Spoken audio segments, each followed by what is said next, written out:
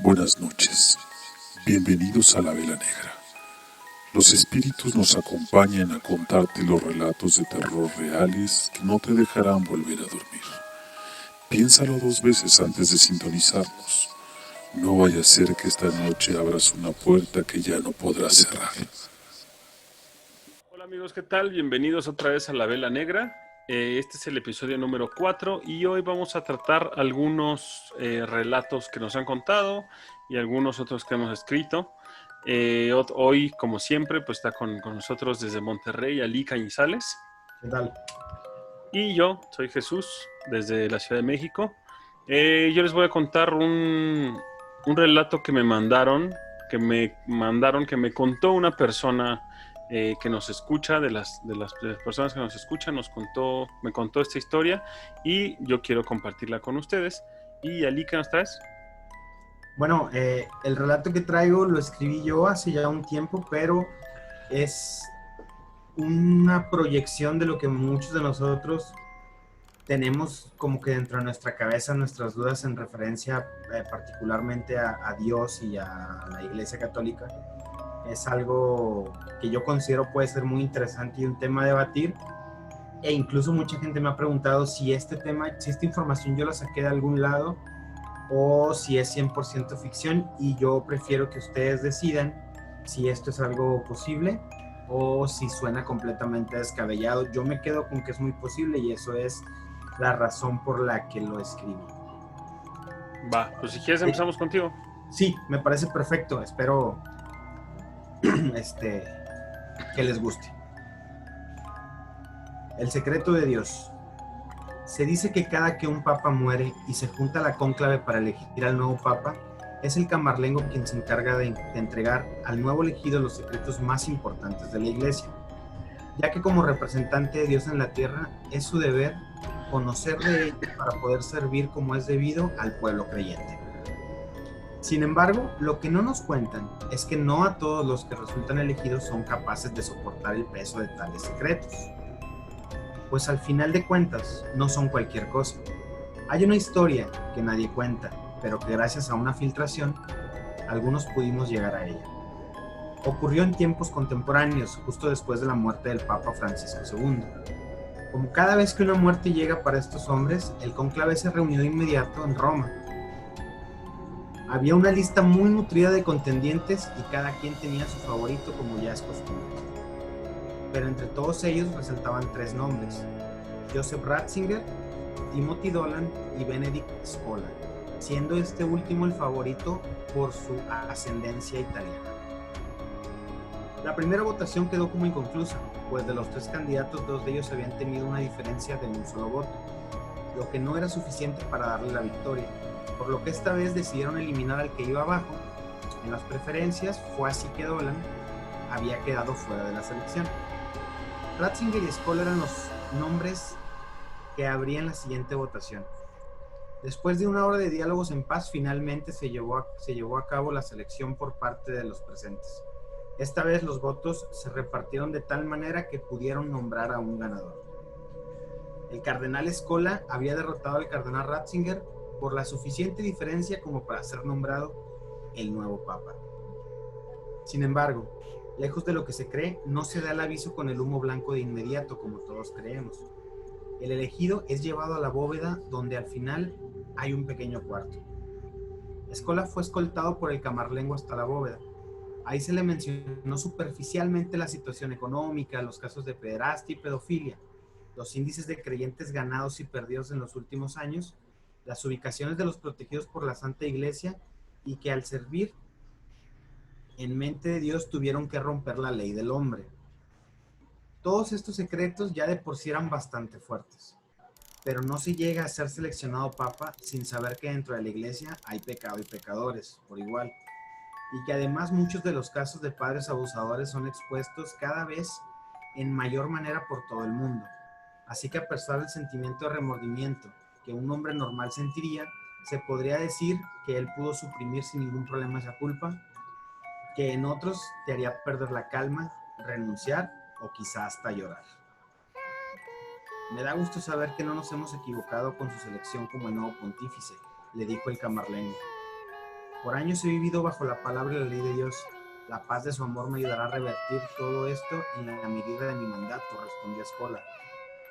Dicho esto, fue llevado al cuarto que estaba dentro de la bóveda, donde se le informó que pasaría por una última prueba antes de ser anunciado. Al entrar al cuarto, observó que estaba decorado completamente de rojo y dorado, pero en el centro había 3 cofres negros de buen tamaño. También una mesa más pequeña que incluía una especie de grilletes en cada esquina. Voy a salir un momento, su santidad, pero antes le diré las instrucciones. El primer cofre a la derecha contiene una carta en latín que data de los primeros años después de Cristo. Es importante que la lea primero que nada. En la caja que sigue hay unos instrumentos que nos servirán para llevar a cabo una tarea. Y finalmente la tercera tiene nuestro más grande secreto. Una vez que la tarea se cumple, podemos tomar el papel que ahí está guardado, dijo con mucho entusiasmo el camarlengo. Escola siguió las instrucciones y abrió la primera caja. Tomó la carta y la leyó detenidamente, la cual decía: Dios se sacrificó purificándonos con su muerte y con su sangre. Sin embargo, con el paso del tiempo adquirimos pecados y un representante no puede ser la imagen de Dios en la tierra sin hacer el sacrificio de muerte y sangre nuevamente. Así que esta es tu prueba. Tendrás 2 caminos. Toma el camino de Dios y salvarás al mundo. Toma el camino erróneo y no serás digno del cielo. Ni bien había terminado cuando la puerta se abrió. El camarlengo entró al cuarto, pero no estaba solo. Un niño de no más de 6 meses lo acompañaba en sus brazos. Y sin mencionar ninguna palabra, puso al niño en la pequeña cama y acomodó sus extremidades con los grilletes. El niño estaba despierto, pero parecía demasiado tranquilo, pues no ponía resistencia a los deseos de su acompañante. Esta es su prueba, su santidad. En la siguiente caja encontrará 2 instrumentos para tomar cualquiera de los 2 caminos. Espero entonces que toque la puerta 3 veces cuando haya terminado. Tomará el camino correcto, en nombre de Dios, le respondió. Escola recordaba muy bien la Biblia y se mantuvo calmado y decidió no cuestionar ningún método, pues bíblicamente quien duda de Dios es mal retratado en la misma, y al final se les da una lección. Él no tendrá dudas de su Señor. Abrió la segunda caja y vio los instrumentos. Una daga de oro con una inscripción: Toma el líquido del perdón, come la carne de la pureza. El otro instrumento era una pequeña botella oscura que tenía una etiqueta: cicuta, el veneno de los pecadores. Era más que obvio lo que se le pedía: sacrificar al niño y beber su sangre, comer su carne y purificarse con esto. De no hacerlo, tendría que beber la cicuta y morir en vergüenza. Este escenario lo dejó perplejo. No podía dejar que algo como esto pasara. Iba en contra de todo lo que por años le habían enseñado, pero esto mismo fue un indicador de que era solo una prueba más, como la que se le habría escrito en la Biblia, como la que estaba escrita en la Biblia. Seguramente lo estaban vigilando y al ver que tomaría la vida del niño lo detendrían, tal como pasó con Abraham y Dios en el Antiguo Testamento. Fue entonces que tomó la daga con confianza y la acercó al niño. Desabrochó su manta y la empuñó en modo de sacrificio, apuntando a su corazón. Subió las manos mientras sus pequeños ojos le miraban fijamente con la ternura y la inocencia de un bebé. Hizo como que bajaba la daga a un ritmo mortal, esperando que lo detuvieran, pero no pasó. En el último instante, desvió un poco la daga para que rebotara a un lado de la mesa.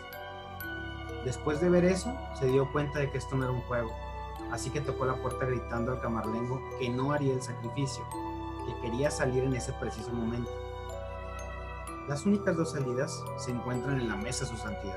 Escoja un camino o ninguno de los 2 saldrá. Se ha hecho así por siempre y se seguirá haciendo. Escola pensó en la segunda opción, la cicuta. Las probabilidades de que no fuera un veneno eran muy altas y seguramente sería recompensado, pues habría preferido dar su vida que quitarla de un inocente. Sí, esa era la respuesta, por lo menos en su mente. Tomó la botella y se aseguró de gritar con toda su fuerza: «Elijo la cicuta». Bebió de inmediato la botella y sonrió, seguro de haber superado la prueba. Miró fijo a la puerta esperando que el camarlengo cruzara en cualquier momento, y así fue. Sin embargo, su cara se tornó en horror al darse cuenta que no entraba solo. Ratzinger, el cardenal perdedor, entró a su lado. Se preparaba a cuestionar qué era lo que pasaba. Desgraciadamente no tuvo más tiempo. Su garganta se cerró y cayó muerto a los pies del altar. Minutos después, el humo blanco. Ratzinger fue anunciado con el recuerdo de la caja, que no era otra cosa que un papel que al remojarlo en sangre del niño decía: nosotros no servimos a Dios, sino al contrario, nosotros lo matamos y tenemos que asegurarnos de que siga muerto. Cada que un papa muere, el Hijo de Dios emerge. Tenemos localizada toda la estirpe de Cristo y robamos a sus hijos para matarlos hasta la siguiente vez. Es así que debemos entender que nadie que sea bueno será papa. Tenemos milenios sirviendo al diablo y ese es el secreto de Dios. A la madre, güey. Está muy cabrón eso. Está muy cabrón, pero pues bueno, hay muchísimas lecturas a esto, ¿no? O sea, en realidad nosotros sabemos que la iglesia tiene una postura de ir con sus intereses, ¿no? Realmente ni siquiera siguen la palabra de Jesús, la palabra de Dios, ¿no? Es una cuestión de, pues es un negocio, ¿no? Pero pues deja como muchas dudas y muchas inquietudes, ¿no? Bueno, mira, déjame comentarte, este relato yo lo recuerdo que yo me baso mucho en mis sueños para escribir mis historias, y cuando tengo pesadillas las escribo y cosas por el estilo. Entonces, a veces me preguntaba ciertas cosas sobre la Biblia, sobre los secretos, sobre las bóvedas del Vaticano. Y recuerdo que una vez tuve un pequeño sueño despierto que era muy similar a esto que acabo de contar. Yo me quedé, digamos, un poco asustado de pensar que algo así pudiera ser cierto, pero dentro de mi corazón sentía como que algo de lo que estaba diciendo podía ser realidad, si no tal cual, algo muy, muy similar. Entonces, yo no quiero hablar de libros apócrifos ni de que exista la verdad en lo que estoy escribiendo, pero sí me gustaría que se pusiera en el tema la posibilidad de que algo así estuviera pasando, pues con la iglesia, ¿no? Sí, que hay una parte de contención, ¿no? De que están conteniendo el hecho de que las cosas pasen o sean de una mejor manera, ¿no? O sea, ¿Alguna vez leí que la iglesia siempre va a necesitar creyentes? Y la única forma de que la iglesia siga teniendo, pues, esos creyentes es mantener la idea de un regreso de Dios. Y eso me puso a pensar que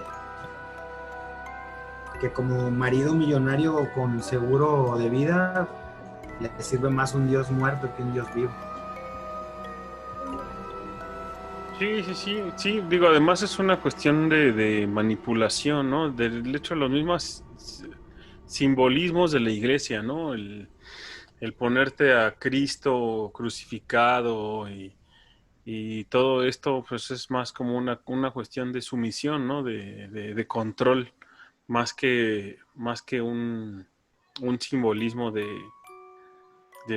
ser víctima, ¿no?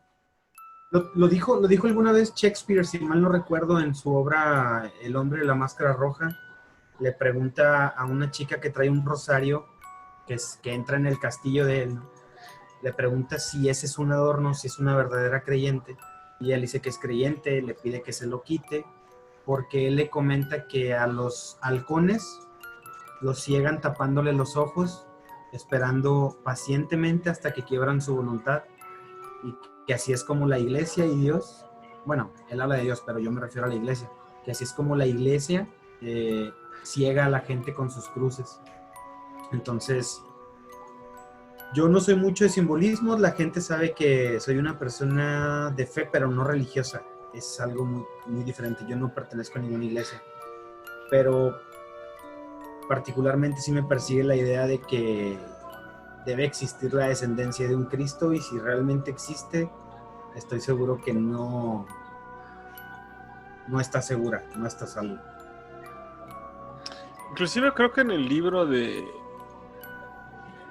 ¿Cómo se llama este libro? El Código Da Vinci. Dan Hablan, Brown. ¿no? Sobre la descendencia de Cristo en el Código Da Vinci y en los otros, que la verdad ya no me acuerdo ahorita cómo se llaman, los leí hace Ángeles, muchísimo. estás hablando de ángeles y demonios y hablan del Santo Grial, que viene siendo la descendencia de Cristo, sí, la estirpe. Ujú. Sí, sí, sí. Sí, Sí. ese es un tema que yo invito a la gente a que esta noche antes de dormir ponga en su cabeza, porque yo creo que una institución que sana, una iglesia que es verdadera, no tendría por qué tener secretos, como existen bóvedas y bóvedas en esta de la que estamos hablando. Sí, sí, sí. Y hay que saber qué tanto se esconde, qué tanto es real, qué tanto es mentira y qué tanta gente muere en nombre de la religión, los legionarios de Cristo y gente que como dice en mi relato, hay gente escondida, protegida por la iglesia, y esto es algo real, que tiene que romper las leyes en nombre de Dios para poder asegurarse de la subsistencia de la misma religión. Pero bueno, este es un tema que quise traer a debatir, es solamente un relato, pero pues quién sabe, ¿no? A lo mejor en una de esas le estamos dando al clavo. Sí, pues también qué opine la gente, que nos diga qué opinan ellos, qué interpretación le pueden dar también a este relato. Digo, no buscamos tampoco ofender o transgredir la creencia de los demás, ¿no? O sea, cada quien tiene derecho a creer lo que quiera, pero que nos digan qué opinan, ¿no? O sea, qué opinan, qué Sí, opinión sí, les merece, qué sienten, qué... Digo, al final de cuentas también es un relato, ¿no? Sí, no, yo pienso que una persona con una fe bien cimentada no va a cambiar por mi relato, pero a todos esos que por ahí han tenido una duda, que por ahí tal vez piensan como este relato, los invito a que comenten y nos digan, oye, pues me gusta, o yo pienso que es así, yo pienso que pasa de esta manera. Inclusive no sé si te ha tocado, pero por ahí se habla de un papa que le vendió su alma al diablo. Los primeros papas no eran precisamente... se habla de que muchos tenían manías, tenían vicios más grandes que sus propias virtudes, que había papas pues que practicaban, no sé, la homosexualidad o Sí. otras cosas que eran consideradas delitos en su momento. Oh, y que hacen ahora y que son delitos, ¿no? Y que están tapados por la misma iglesia también. Eso sabemos que existe. Eso no es algo que nosotros queramos hacer para molestar a nadie. Los casos ahí están, se conocen en todas las iglesias, tanto de pastores cristianos como de testigos de Jehová, como de gente católica. Pero bueno, yo pongo este tema en la mesa, como te digo, espero les haya gustado el relato. A mí me gustó mucho hacerlo y todavía cuando lo leo siento algo de frío, la verdad. Ok, pues sí, hay que darnos opinión. ¿Qué piensan? Yo por mi lado también, este relato me recordó mucho a mi abuelo paterno, tuvo muchos trabajos y yo no lo conocí, pero mi abuela nos contaba y mi papá nos contaba de algunas experiencias que había tenido, y entre ellas que había sido velador en una morgue, ¿no? Que pues él realmente nunca tuvo una experiencia paranormal, a lo mejor porque también eran otros tiempos y porque la educación era otra. Pero una vez nos contó que él dejaba su comida en los refrigeradores de la morgue y que un día empezó a escuchar como un lamento, como un... ¿no? Que se espantó, obviamente, ¿no? Como cualquiera se hubiera espantado, pero que después de un rato dijo, no, pues, no pasa nada, me lo imaginé, ¿no? Lo que sea. Después lo empezó a oír cada vez el lamento más fuerte, más fuerte, más fuerte. Pensó en irse, ¿no? En irse de la morgue, de dejar ahí salirse, ¿no? Porque le dio miedo, pero después pensó, ¿no? Pues a lo mejor es alguien que está vivo, empezó a abrir no sé cómo se llaman estas cosas, pero donde meten a las personas, y cuando abrió una de esas había un güey que estaba vivo ahí, ¿no? Eso fue en los 50, creo, ¿no? 60 por ahí más o menos. Pero bueno, yo les voy a contar. Dime. Déjame hacer una puntuación en eso, güey. Si mal no recuerdo, hace siglos había una extraña epidemia que dejaba a la gente catalepsia. Catalepsia. Sí, exactamente. Bueno, les causaba catalepsia. Y muchas Ujú. tumbas tenían una salida de aire. ¿Sabías que en los panteones Sí, había? una campanita. Sí, exacto. Sí, sí, sí. Entonces, no es descabellado y es algo que pasa. Entonces, también esta gente que trabaja en las morgues, yo tengo una historia de eso también, pero más bien es como que de maquillista de cadáveres. Pero por ahí Ujú. me interesa mucho escuchar la tuya. ¿Qué nos traes, Jesús? Sí, de hecho, bueno, nada más te voy a decir una cosa. Esa expresión que se usa de salvado por la campana es precisamente porque a las tumbas les empezaron a poner campanitas por si enterraban a alguien que estaba vivo, le ponían un hilito y jalaba la campana y eso te salvaba la campana. Les voy a leerle esta historia. Ujú. Es un caso real y bueno, ahorita van a escucharlo. Cuando llegué por primera vez a esa morgue, sentía que había algo y que no era normal. En mi vida había trabajado en tantos lugares y morgues diferentes, pero el ambiente en esa morgue se sentía muy pesado. Sinceramente no me sentía bien en ese lugar. Me habían contado tantas historias de terror sobre este lugar, que los muertos se levantaban a las 3 de la mañana, que puedes toparte con una anciana que ronda por el pasillo, que escucharás cómo los muertos hablan entre ellos. Para mí esas cosas eran puros cuentos. En toda mi carrera nunca había presenciado algo que en verdad me haya dejado sin aliento. Y eso que mi turno siempre había sido de noche. Según cuentan, es cuando más pasan las cosas sobrenaturales o las almas rondan por el lugar. Mi primer turno en esa morgue fue lo peor. Me pusieron de asistente a una chica, se veía muy distraída, casi no estuvo conmigo, siempre salía sin avisar, no hablaba mucho, me dejaba sola incluso por unas horas y cuando regresaba me decía que estaba haciendo otras cosas que no eran de su trabajo. Me molesté bastante, ya que su trabajo era ayudarme y no andar haciendo otras cosas. No le dije nada, ya que al otro día traería a mi asistente con el que había trabajado por años. Eran más de las 2:30 de la madrugada cuando mi asistente salió. Le pregunté a dónde iba. Me dijo que ya casi era la hora. Me quedé extrañada. Quizás era la hora en la que descansaba. Como nunca hablé con ella, dejé que se fuera. Estaba realizando el informe de una chica cuando vi la hora. Eran las 2:49. Y se me vino a la mente las historias que me habían contado sobre el lugar. Se me escapó un suspiro. Ya estaba cansada.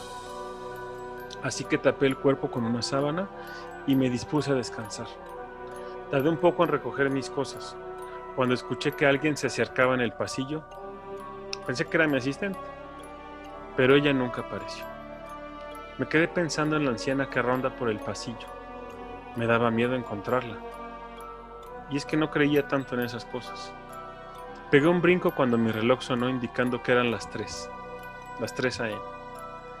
Sin darle importancia decidí salir del lugar. Estaba a punto de hacerlo cuando de repente se apagaron las luces. Una sensación de terror se apoderó de todo mi cuerpo. Empecé a escuchar voces, risas diabólicas por todos lados. Encendí la linterna de mi teléfono y lo que vi me dejó helada. Todos los cuerpos permanecían sentados sobre la mesa en el que estaban. Casi me desmayaba. Quise salir de ese lugar, pero mi cuerpo no respondía. Por unos segundos me quedé observando cómo los cuerpos hablaban entre ellos. Después de eso ya no supe nada, ya que al día siguiente amanecí en una de las salas del hospital. Nadie me preguntó qué había pasado. Al parecer, todos ya sabían lo que había visto. Al rato llegó uno de los doctores, el más veterano del lugar, sin preguntar nada me dijo: sé lo que viste, qué mala onda que te hayan dejado sola y sin avisarte nada. ¿De qué habla, doctor? Hace tiempo llegó una anciana grave al hospital. Nadie supo lo que padecía, ya que le hicieron varios exámenes y no le encontraron nada, pero se veía bastante mal. Pasó unas noches en este hospital y en todas esas noches pedía a gritos que no la dejaran dormir. Una madrugada a las 3 a.m., para ser exactos, la anciana se dirigió a la morgue del hospital y con un bisturí mató a uno de los forenses y a una de las asistentes. Según supe, la anciana había hecho un pacto con el diablo para salvarle la vida a una de sus nietas que padecía una enfermedad incurable. Cuando realizó el crimen, la anciana ya estaba muerta, y quien mató a los doctores fue el mismo diablo, que utilizó el cuerpo de la anciana Por eso a las 3 el diablo viene a jugar con los muertos, haciendo que hablen, incluso hasta que se levanten. Me habían contado de esas cosas, pero yo no creía, y la chica que me dejaron de asistente no me mencionó nada. ¿Qué chica? Aquí no hay ninguna chica de asistente. ¿Cómo que no? Era una chica distraída que me dejaba sola a veces. Casi no hablaba mucho. Niña, si yo fuera tú, ya no regresaría a esa morgue. La chica que dice seguramente es la misma que mató al anciano. No puede ser si estuvo conmigo toda la noche. La morgue quedó embrujada desde ese día. Ni la anciana ni el doctor y su asistente han querido dejar este lugar. Dicho esto, el doctor salió de la sala y yo me quedé pensando en qué hacer, si seguir trabajando o no en la morgue. Lo que vi me dejó traumada, así que ya no quise volver más.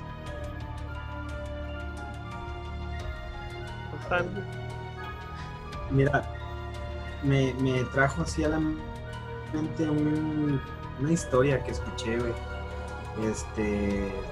De un cuerpo que recuperaron de una fosa común.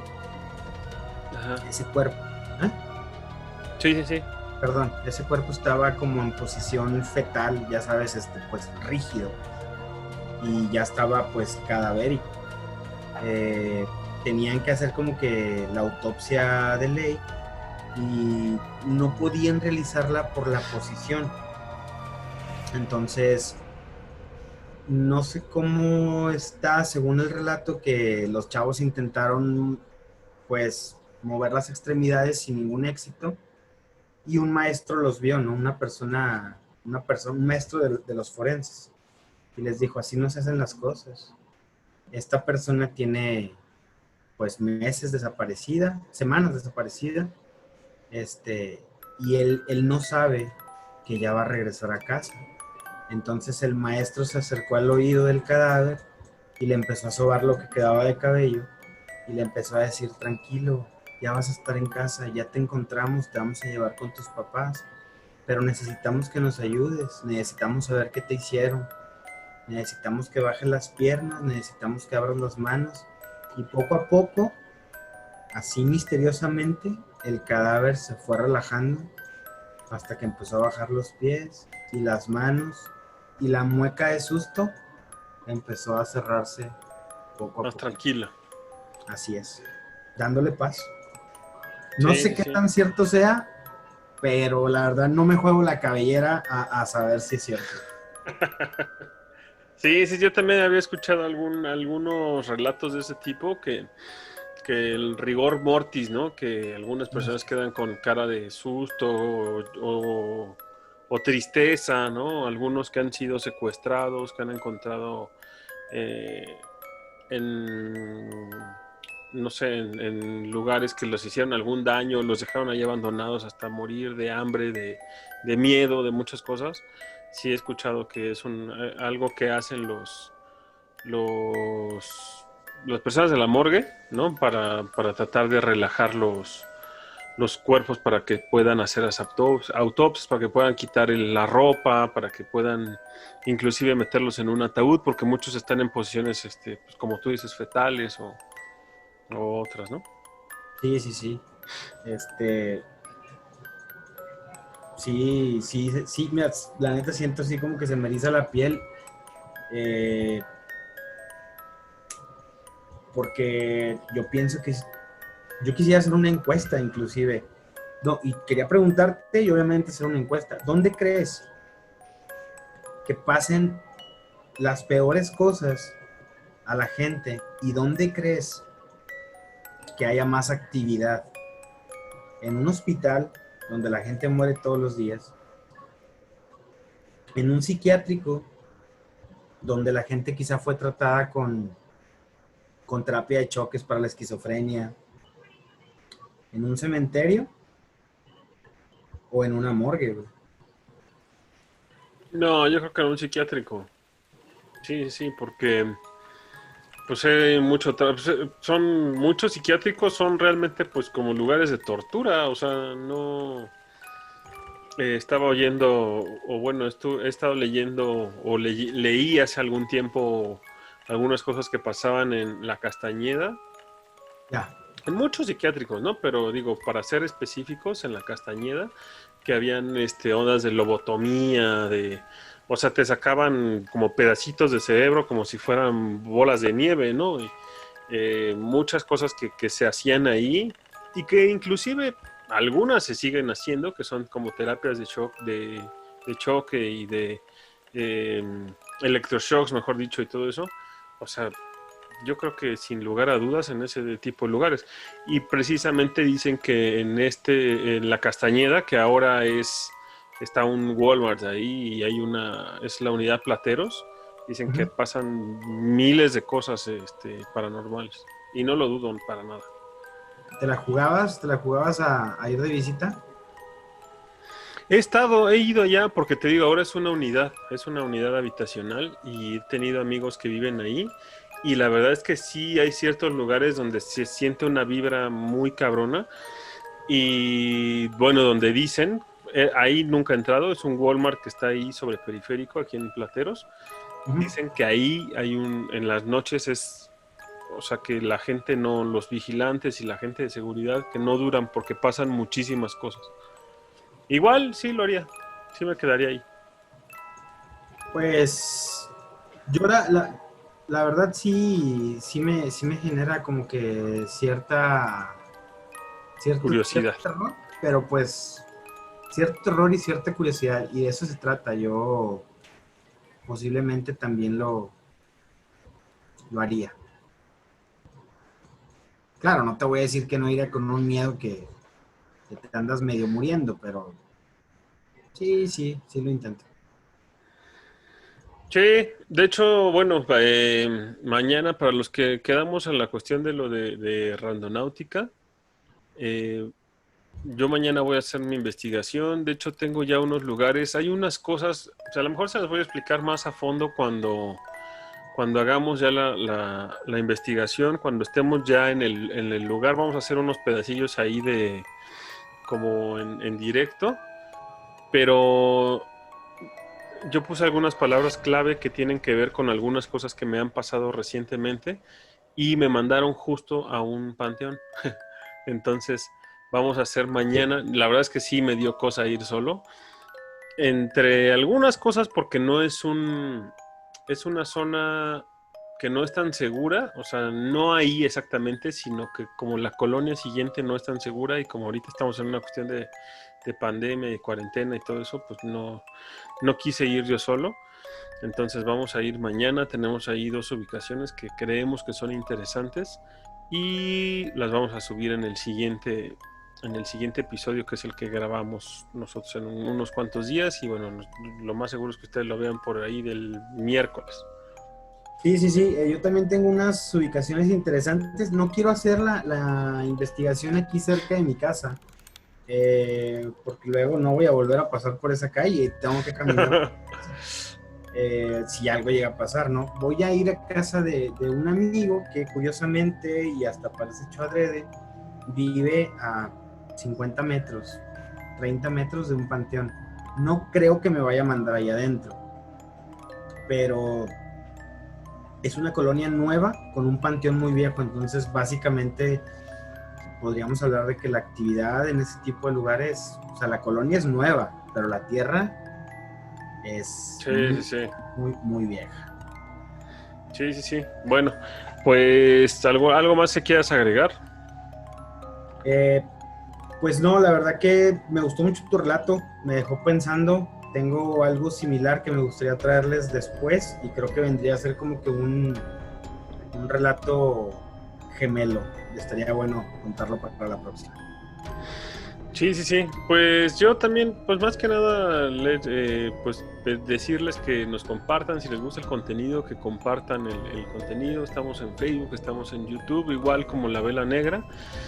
Y pues nada, agradecerles a la gente que nos ha estado, a mí personalmente me han estado mandando mensajes diciéndoles que les gusta el contenido, diciendo que hablemos de otras cosas. Este relato que hicieron favor de mandar, pues agradecerles y pues decirles que nos vemos en la siguiente.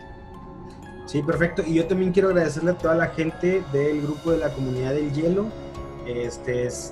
síganos también en nuestras redes. Voy a ver si podemos poner por aquí pues las redes de cada uno de nosotros para que sigan la página de La Vela Negra y sigan el contenido que subimos de pronto en la página y en algún otro lugar. Porque pues esto es algo que nos gusta mucho, es algo que hacemos con mucho cariño para ustedes y también con mucho miedo por la noche. Sí, porque grabamos muy tarde, así que también si a veces nos ven un poco adormilados es porque tenemos que grabar ya un poco tarde también, pues por el ambiente y por algunas cuestiones técnicas, ¿no? Yo creo que más que adormilado, yo siempre estoy así como los gatos a punto de atacar, güey. Te lo juro que veo una sombra, veo algo y... Aquí también, justo no sé por qué, y me ha pasado recientemente que inclusive algunas veces me da como un poquito de miedo estar en ese cuarto, porque justo cuando estamos grabando y estamos tocando este tipo de temas, igual empiezo a ver como cosas que se mueven, igual algunas personas que nos ven ahí notarán que mientras estamos hablando, tú estás hablando, yo estoy hablando, de repente volteo porque sí escucho o veo o se mueven cosas, entonces pues bueno, digo, yo sé que siempre son cosas positivas, que hay quien nos cuida y digo, también por eso hacemos esto, porque también sabemos que hay muchas cosas que son negativas, pero afortunadamente somos personas que no hacemos el daño a nadie y que estamos libres de cualquier cosa mala, ¿no? Así es. Pues bueno, señores, no me queda más que decirles que lo piensen 2 veces antes de encender una vela negra esta noche. Gracias por sintonizarnos. Que pasen una excelente madrugada y espero que estos relatos no los dejen dormir.